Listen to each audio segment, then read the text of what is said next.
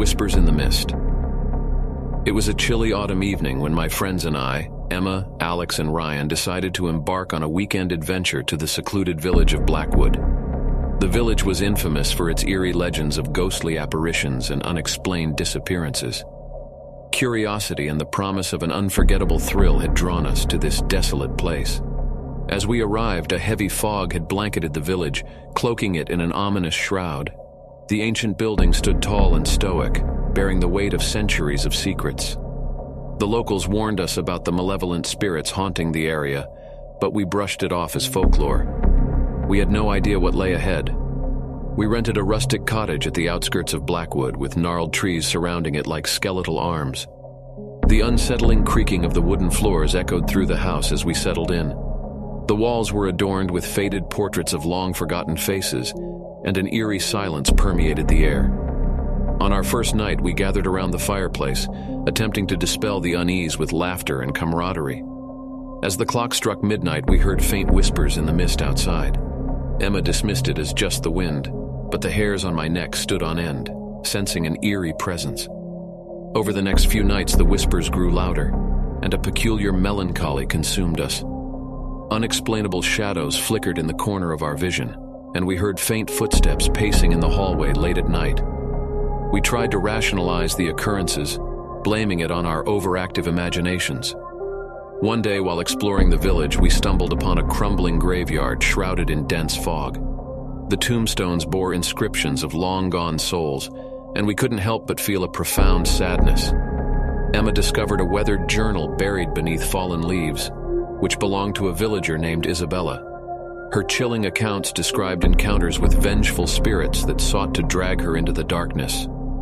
Intrigued and disturbed, we delved deeper into the journal, learning about a powerful artifact hidden within the village. It was rumored to grant unimaginable power to anyone who possessed it, but it came with a terrible curse. Those who sought it would be plagued by malevolent spirits until their souls were consumed. Despite the warning, Alex, driven by curiosity and ambition, insisted on finding the artifact. The rest of us, fearing for his safety, reluctantly agreed to help.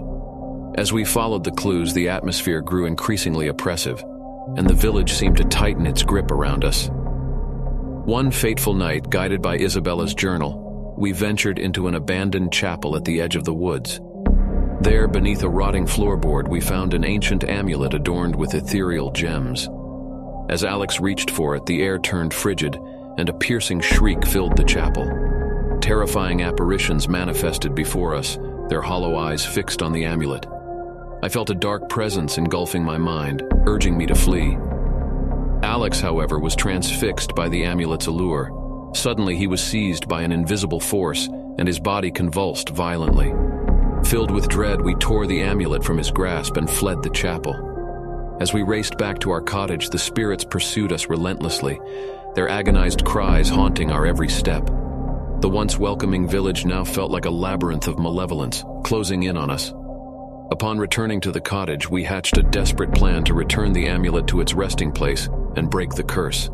With trembling hands, we performed a solemn ritual, hoping to appease the tormented spirits.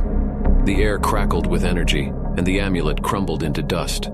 The whispers ceased, and the spirits dissipated into the night, finally finding peace.